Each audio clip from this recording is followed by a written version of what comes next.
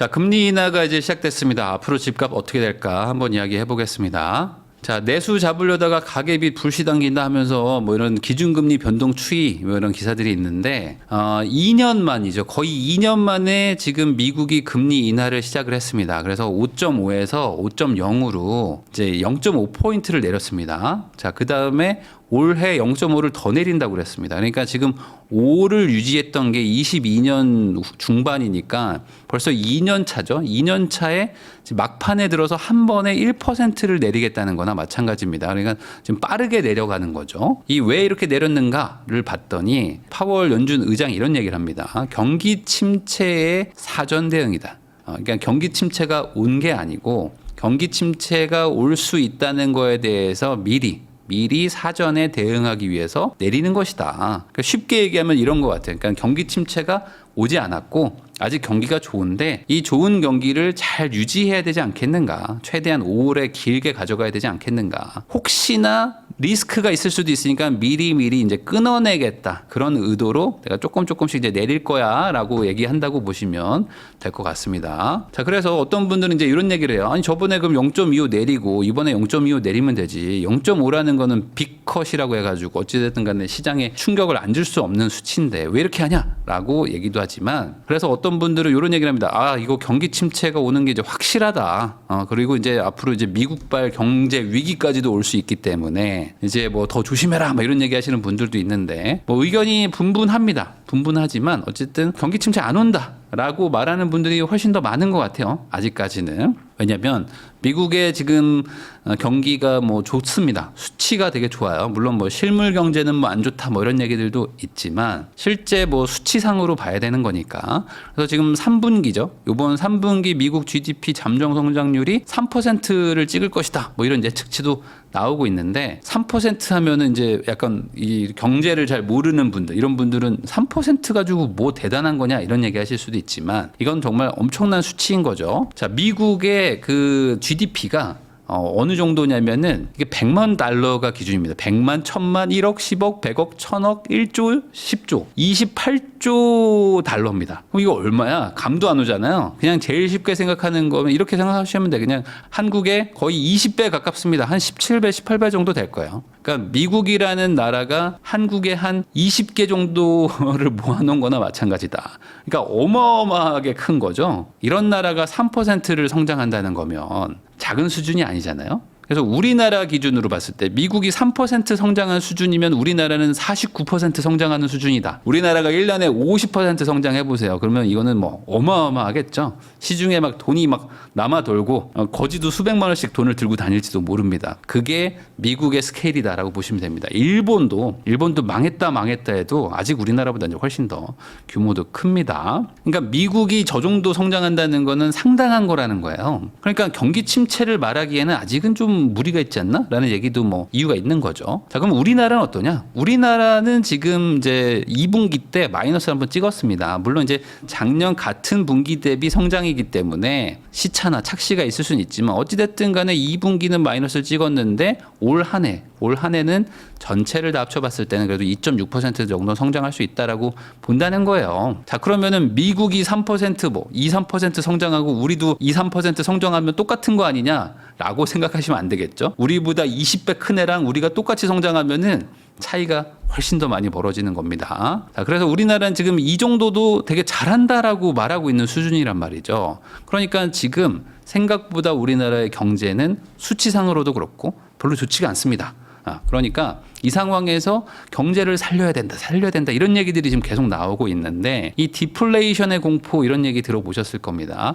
이게 악순환이 되는 거죠. 그러니까 상품이나 가격이 떨어져요. 자산 가격이 떨어지면은 사람들이 야 어차피 조금 있으면 떨어질 거니까 돈을 들고 있다가 나중에 사자. 오늘 가서 10,000원짜리 빵을 내일 가면 9,900원에 팔아.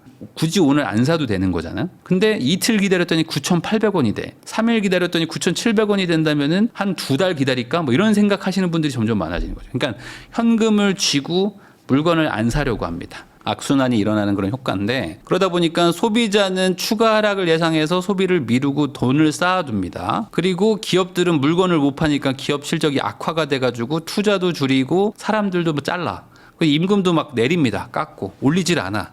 그러니까 구매력이 또 낮아져요. 근데 물건값은 또 내려갈 것 같아서 또 돈을 쥐고 있어. 개미지옥처럼 빠져나올 수가 없는 그런 문제가 생깁니다. 근데 이게 지금 일본이 겪었던 그 디플레이션이고 우리나라도 이런 것들을 좀 겪으면 안 된다라는 공포감이 있겠죠? 지금 금리를 내려야 되는 거 아닌가라고 생각을 하는 겁니다. 왜? 경제 성장률도 있고 물가 같은 것들도 있고 봤을 때 이대로 계속 고금리를 유지하게 되면은 경기가 안 좋아지다가 디플레로 빠질 수도 있겠구나. 그래서 지금 한국은행이 금리 인하 압박을 많이 받고 있어요. 정치권에서도 계속 금리 인하 얘기가 나온 지 좀 됐고 미국도 지금 내리려고 하는데 우리는 왜 안 내립니까라는 거를 들은 지도 지금 한 두세 달 넘었습니다. 근데 요번에 미국이 0.5나 내렸단 말이지. 그러니까 우리도 같이 내려줘야 되는 거 아닙니까? 지금 금리가 3.5나 되는데. 자, 근데 이제 한국은행 이창용 총재가 이제 요즘에 계속 같은 얘기들 여러 가지 얘기를 하지만 이거 조금 금리 인하 내리는 게 쉽지 않습니다. 막 이런 얘기들을 합니다. 그러면서 이제 국내 요인을 위주로 보겠다라고 최근에 또 얘기를 한 게 있어요. 그러니까 미국이 내리고 그런 것들도 좋지만 우리가 미국이 내린다고 무작정 내리지는 않을 것이다 라고 얘기하면서 약간 다른 길을 가려는 그런 얘기들도 하고 있는 거죠. 자, 근데 국내 요인 위주로 본다고 그래도 사실 내려야 됩니다. 왜 그러냐면 지금 물가가 상승률 보죠. 물가 상승률이 2%예요. 2%. 그러니까 물가 상승률 2%를 목표로 중앙은행이 그동안 이제 정책을 잘 쓰면서 금리도 조절해 가면서 왔는데 이제 도달했어. 그러면 이제 금리는 3.5%인데 물가 상승률이 2%까지 왔다 그러면은 계속 이렇게 상대적 고금리죠. 고금리를 계속 유지하고 있으면 이제 물가가 계속 떨어집니다. 떨어져. 그럼 물가가 떨어지면 좋은 거 아니야. 내가 지금 돈 10,000원밖에 없는데 빵값이 9,000원이 되면 좋은 거 아니야? 라고 생각하시면 안 된다. 그렇게 하는 순간 디플레이션의 공포가 이제 악순환의 고리가 돌기 시작하는 거예요. 공장이 막 문을 닫고 가게들이 막 망하기 시작하고 내가 돈을 벌 수 있는 직장이 없어지기 시작합니다. 그러면서 나는 또 회사를 잘려. 그러니까 나는 돈이 없으니까 또 돈을 더 모아야 돼. 그러니까 소비를 더 못해. 이런 일들이 계속 생긴단 말이에요. 그러니까 뭐 금리를 올립시다 뭐 이런 얘기 하시는 분들도 많은데 금리 올려가지고 집값이 잡히고 막 물건값이 떨어져. 막 떨어져. 소비가 막 위축되면서. 그래서 물가가 이제 2%가 아니라 막 0% 마이너스로 간다고 칩시다. 그러면은 지금 잠깐은 좋겠지. 내가 가지고 있는 돈 가지고 물건이 싸게 되니까. 근데 내 직장이 없어지고 옆에 친구 직장이 없어지고 갑자기 학원들이 없어지고 가게가 없어지고 이런다는 거예요. 이 무작정 이렇게 물가가 내려갈 수 있게 상승세가 막 꺾여가지고 아예 막 빠지게 이렇게 할 수는 없다. 아주 약한 수준으로 계속 상승을 시켜야 되는데 그게 2%라는 겁니다. 그러니까 도달은 했어. 그러니까 이제 내려야 된다라는 압박감이 더 커지겠죠. 달러 환율도 막 왔다 갔다 하고 있지만 어쨌든 지금 하락세로 가고 있고요. 그다음에 국채 금리도 이제 내려가고 있는 추세입니다. 그러니까 이제 시장 여건이나 모든 것들은 이제 금리 인하 얘기를 할 수밖에 없는 상황인데 또 한국은행 총재 이창용 총재가 또 이제 이런 얘기를 합니다. 그러니까 이분이 사실 이런 얘기를 할 포지션은 아니긴 한데 뭐 답답해서 그런 건지 아니면 뭐 이제 본인도 이제 경제 이제 학자이기 때문에 우리나라의 이제 미래를 걱정하는 마음에 하는 건지 뭐 둘 다겠죠. 둘 다겠지만 요즘에 이제 서울 쏠림 현상이라는 게 우리나라의 이제 가장 큰 고질병이자 꼭 고쳐야 되는 어떤 그런 문제다. 라고 얘기를 하면서 서울 쏠림 현상을 해결을 하면은 이제 집값도 조금 더 잡을 수가 있고 그다음에 이제 사교육 같은 것들 뭐 여러 가지들을 잡는 거죠. 이런 것들을 잡아야 되는데 왜냐면 지방으로 이제 분산이 되면 어찌됐든 간에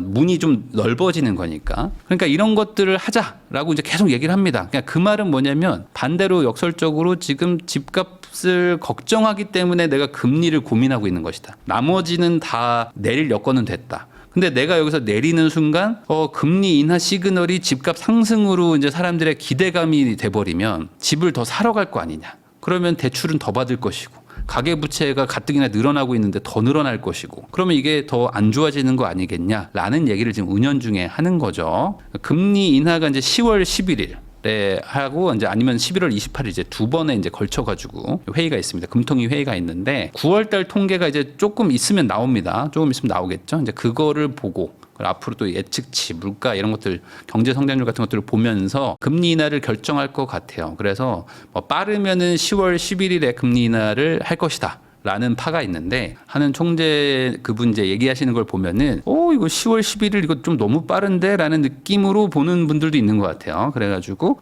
이번에 한 턴 쉬고 차라리 뭐 다음에 뭐 낮추더라도 그쪽으로 가지 않을까라고 생각하는 분들도 좀 있다. 자, 거기다 이제 이런 얘기가 있습니다. 뭐냐면은 이분이 아마 그 금융위원회 뭐 부위원장님이신가? 아마 그럴 거예요. 그래서 지금 금리 인하를 지금 하는 분위기가 됐죠. 그러다 보니까 이제 금리 인하 이제 시작을 할 것 같은데 이렇게 되면은 어찌됐든 간에 시장의 유동성이 늘어납니다. 스트레스 DSR을 쓰든 뭐 대출 규제를 하든 어찌됐든 간에 그거는 이제 단기 어떤 정책 같은 것이고 금리 인하가 되는 건 어쨌든 돈 값이 싸지는 거기 때문에 이래나 저래나 어디선가 사람들은 또 돈을 빌리게 돼 있어요. 그 돈이 이 유동성이라고 말하는데 이 유동성이 어딘가로 갈 텐데 주식으로 보내고 코인으로 보내고 이제 회사들 뭐 투자로 보내고 아니면 뭐 어떤 뭐 외국으로 보내고 뭘 다 해야 되는데 우리나라는 어쨌든 80% 자산이 이제 부동산에 가 있기 때문에 부동산 쪽으로 갈 확률이 높잖아요. 그리고 이제 다른 것들은 지금 상황이 뭐 안 좋고 그러니까 부동산으로 간다라고 할 분들이 많단 말이에요. 근데 그거 못 가게 하겠다. 부동산으로 돈이 못 가게 하겠다는 거는 뭐냐면 그냥 대출 규제를 더 하겠다라는 얘기로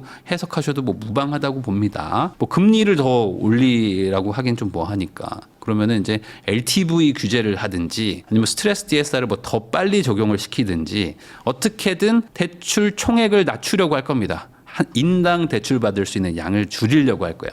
그리고 있는 것들도 타이트하게 뭐 이렇게 상환을 하라고 한다든지 아니면은 이제 정책 자금 같은 것들 정부가 할 수 있는 그런 자금 상품 같은 것들을 좀 까다롭게 본다든지 뭐 이런 것들을 한다는 거죠. 그래서 지금 대출 규제를 미리 선제적으로 한 이유도 지금 금리 인하의 이제 시기가 왔기 때문에 사전에 지금 조치들을 하고 있는 겁니다. 왜냐하면 이제 유동성이 더 들어오니까 또 저기서 이제 물이 들어올 것 같아. 그럼 어떻게 됩니까? 미리 저수지에 있는 물들을 빼내야죠. 그러니까 지금 댐에 있는 물들을 막 방류를 해놔야지 물이 들어와도 이제 수위를 유지할 거 아닙니까? 미리 대출 규제를 막 강하게 했습니다. 근데 금리 인상을 하다가 정부가 이제 욕을 좀 먹었어요. 이제 은행들이 금리 인상 막 하니까 이제 언론에서 왜 은행들 금리 장사하게 놔두냐 해가지고 정부가 욕을 먹어가지고 금리 인상하지 마 했다가 이제 막 은행들이 막 사고를 칩니다. 이제 뭐 전세자금 대출 막고 뭐 방백이 다 없애버리고 이런 것들로 막 하니까 통제가 안 됐죠. 그러니까 막 시장이 아비규환에 빠지고 이러니까 이제 정부가 잠깐만요, 죄송합니다, 우리 잠깐 좀 정리 좀 할게요 하고 추석을 세버렸어. 그래서 추석 때는 잠깐 조금 이제 지지부진해졌죠. 약간 진정됐지만 이제 다시 이제 시작된 거예요. 그래서 이제 요 사이 잠깐 한 8월에서 9월 사이에 막 올라갔던 것들이 조금씩 지금 상승세가 좀 꺾이고 있기는 해요. 물론 0.16, 뭐 0.1도 낮은 건 아닙니다. 이게 주간 상승률이기 때문에 단순히 뭐 52주 곱해도 적은 수치는 아니니까. 그렇지만 조금 잡히고 있다. 뭐 이래가지고 어떤 분들은 야 이거 봐라, 8월이 피크였고 9월부터 다시 내려갈 거다. 작년에도 그랬다. 이런 얘기 하시는 분들도 있는데 작년도 마찬가지였습니다. 작년에도 이제 3월부터 8월까지 쭉 올라가다가 9월 27일 날 특례보금자리로 이제 그 6억에서 9억짜리 상품을 급하게 없애버리면서 그때 대출이 확 잠겼죠. 그러다 보니까 이제 그때부터 좀 한동안 한 4개월 정도, 3, 4개월 정도 좀 횡보하던 시절이 있었습니다. 그래서 그런 일이 또 일어나지 않겠느냐 라고 얘기하시는 분들도 있는데 지금 어쨌든 대출 규제는 작년하고 똑같이 지금 딱 요 추석 전후로 해가지고 시작된 건 맞고요. 자, 그리고 이제 거래량이 많이 줄었습니다. 7월에 거래량이 이제 피크를 찍었습니다. 8천을 넘어가지고 야 이거 10,000건 넘어가나? 이런 얘기 했었는데 이제 확 다시 줄어가지고 8월 데이터가 이제 9월 말까지 들어오거든요. 그러니까 여기서 조금 더 늘어난다고 해도 한 6,000건? 6천 조금 넘는 정도가 될 것 같고요. 근데 9월도 뭐 조금 낮을 것 같은데 이런 얘기를 또 보면은 이제 여기가 피크고 이제 내려갈 일만 남았다 이렇게 보이실 수도 있는데 제가 봤을 때는 이게 7, 8월은 원래 비수기여서 반대로 이제 7월에 이렇게 많이 찍혔다는 게 더 반대로 생각해야 되는 그런 해석이 필요하다. 그러니까 비수기 때 이렇게 피크를 찍는다는 것 자체가 지금 되게 사람들이 집을 많이 사려고 했었던 것이고 그러다 보니까 정부도 갑자기 대출을 막 쪼이라고 막 한 거고 은행들이 막 그렇게 자발적인 규제들을 막 했던 것이고 거기다가 가장 큰 거는 이 비수기의 원인이 뭐냐면 원래 더워가지고 덥기도 덥고 여름 휴가도 가야 되고 하기 때문에 비수기거든요. 애들도 방학이고 그래서 이제 비수기였던 건데 이번에 더위가 어땠습니까? 이제 장난 아니었죠. 더위가 장난이 아니어가지고 추석 때도 더웠는데 8월도 더웠습니다. 여러분들도 이제 잊어버렸어 벌써. 8월이 얼마나 더웠는지. 제가 그래서 표시를 했습니다. 8월 달에 최고 기온이 33도 넘는 날이에요. 33도 넘는 날이 얼마나 많았냐? 거의 지금 30일 중에 한 20일 정도가 20일이 더 되죠. 20일 더 되게 높았습니다. 그러니까 최고 기온이 33도였고 그다음에 밤에도 더웠어요. 밤에도 덥고 막 그러니까 현실적으로 이 임장을 갈 수가 없는 거지. 집을 보러 갈 엄두가 안 나는 거야. 이 날씨에. 그것도 뭐 한두 집 보러 가는 것도 아니고. 그러니까 갈 수가 없으니까 당연히 거래량이 좀 적어졌겠죠. 그래서 올해는 정말 일상생활 하는 것도 힘들더라고. 그래서 낮에 보면은 동네나 뭐 아파트 단지에 사람이 없어. 사람이 없어 그냥. 자, 그러다 보니까 이제 어떤 수치나 통계 데이터 같은 것들은 그래도 조금 이제 잡히는 분위기로 가죠. 그러니까 이제 특별하게 어떤 대책이 나온 게 없어요. 추석 전후로 해가지고 원래 좀 그 대책 같은 게 좀 나오거든요. 그래서 이제 추석 때 사람들 모일 때 한번 좀 심리적 충격을 줘야 된다 하면서 이제 항상 연례 행사처럼 나왔던 게 그동안의 그 부동산 대책인데 이번에는 뭐 특별한 건 없고 그 전에 살짝 한번 나왔다 그냥 넘어갔습니다. 뭐 대출 규제가 워낙 강력했기 때문에 뭐 그런 거일 수도 있고 뭐 폭염 때문에 이제 거래량 같은 거 이제 데이터를 봤을 때 좀 잡히는 것도 있으니까 조금 지켜봅시다 하고 넘어간 것 같기도 합니다. 근데 여기서 이제 좀 오해하시면 안 되는 게 지금 막 이렇게 가격이 막 올라간다 막 언론에서 막 난리가 나고 뭐 원베일리가 뭐 60억이다 뭐 이런 얘기들이 막 나오다 보니까 그 몇 년 전 한 3, 4년 전에 그 막 등장, 막 대세 상승장을 다시 한번 생각하시는 분들이 있어요. 근데 그런 건 아닙니다. 지금 전혀 대세 상승장이라고 볼 수는 없고 지금은 그냥 개별 지구, 개별 단지, 개별 지역들의 일부 상승. 근데 그 일부 상승이 예상한 것보다 너무 빠르고 높아요. 그렇기 때문에 야 이게 어떻게 앞으로 펼쳐지는 거지? 어떻게 퍼져가지? 라는 거에 대한 우려가 있는 상황인 거지. 얘도 올라가고 나도 올라가고 지금 뭐 안 가면 뭐 큰일 납니다. 뭐 무조건 갑니다. 뭐 이런 분위기는 아니란 말이에요. 지금 잠잠한 지역도 많고 더 큰 차이가 있는 게 뭐냐면 같은 지역도 어떤 같은 지역이 있어요. 막 올라간대. 뭐 마포나 뭐 어디 뭐 잠실 뭐 반포 이런 데 막 올라간다고 해가지고 야 여기는 다 올라가나 보다. 이 지역은 대세 상승이구나 해서 가보면은 거기도 특정 단지들이 막 치고 올라가는 거지. 그 옆에 조금 약간 좀 애매한 단지들 이런 애들은 또 그냥 가만히 있어요. 뭐 약간 올라가는 수준. 호가는 있지만 거래는 안 돼요. 뭐 이런 단지들도 많다. 그러니까 지금은 뭐 무조건 다 올라가는 장이라고 보시면 안 돼요. 근데 문제가 없는 것도 아닙니다. 이대로 그냥 놔두면 뭐 문제가 해결되냐? 그것도 아니기 때문에 지금은 최상급 지역에 그 지역 내에서도 뭐 대장 아파트라고 불릴 만한 것들. 이런 애들이 지금 막 뾰족하게 막 올라갔어요. 너무 빨리 올라가니까 살짝 쉬고 있어 지금. 그리고 이제 추석이니까 우선은 추석 쇠고 생각하시죠? 뭐 이러고 있는 상황이었는데 여기까지 올라가면 보통은 옆에 애들이 따라 올라가기 시작하거든요. 왜냐하면 가격 차이가 너무 나니까 대체제를 이제 선택하기 시작합니다. 그러니까 얘네들이 튀어나갔으니까 옆에 애들도 우리도 지금 달리고 가나라는 거를 지금 사람들이 추석 지나고 지금 약간 분위기를 보고 있는 상황이라고 보시면 될 것 같아요. 그러면 이게 해결이 되냐? 그게 해결이 별로 잘 안 되고 있다는 거죠. 그래서 지금 대출 규제를 가지고 급브레이크를 한번 밟았습니다. 이 시장이 급브레이크를 한번 밟았어요. 한 2주 정도 전에. 그래가지고 급브레이크를 밟았으니까 차가 이렇게 끽 해가지고 섰어. 이렇게 해가지고 차가 우선 쓴 거죠. 이렇게. 이 차를 이제 상승세라고 보겠습니다. 이 상승세가 그럼 멈춘 것인가? 그런 건 아니겠죠. 왜냐? 이 상승세가 멈추려면 뒤에 차가 없어야 됩니다. 뒤에 차가 없어야지 이 차가 계속 멈춰 있을 수 있는 건데 여기 뒤로 차가 줄줄이 서 있거든 지금. 얘네들이 지금 일방통행이야. 갈 데가 여기밖에 없거든요. 그럼 어떻게 합니까? 일방통행에서 차 멈춰놓고 정차할 수 있나요? 못합니다. 지금 뒤에 차가 오면은 앞으로 갈 수밖에 없는 상황이거든요. 그래서 이 상황에서는 사실 다른 데로 뭔가 좀 돈의 물줄기를 좀 풀어줘야 되는데 지금 이게 풀리지가 않았어요. 그리고 풀어줄 만한 곳도 별로 없습니다. 그래서 지금 뭐 빌딩도 이제 금리 인하 시즌이 왔기 때문에 예전보다 지금 한 1, 2년 사이보다는 훨씬 더 좋아질 것 같긴 하지만 아직 금리가 뭐 예전처럼 저금리는 아니죠. 자, 거기다 이제 상가 쪽도 뭐 문제가 많고 지산도 문제 많고 자, 거기다 이제 지방 쪽도 뭐 아직 뭐 분위기 좋아지지 않았습니다. 그리고 빌라 뭐 오피스텔 뭐 전세 사기 때문에 상황 안 좋죠. 자, 거기다가 지금 갈 데가 없어요. 그러니까 서울의 아파트 뭐 수도권의 신축 정도 아니고서는 투자하려고 하는 마음이 잘 들지 않는다. 아니면 아예 다른 거를 해야 되는데 쉽지 않단 말이죠. 자, 그러면 금리 인하가 지금 매수 심리를 자극할 확률, 그 다음에 이제 대출 규제가 매수 심리를 늦출 확률, 이 두 가지의 싸움인데 사실 이 두 가지를 보고 여러분들은 어떤 걸 생각합니까? 뭐가 나을까요? 뭐가 이길까라고 생각해 보면은 이 대출 규제는 단기 처방에 불과하거든요. 그러니까 이 대출 규제를 해가지고 잠깐 그 브레이크는 잡을 수 있지만 결국에 뒤에 차가 많으면 다시 또 가게 됩니다.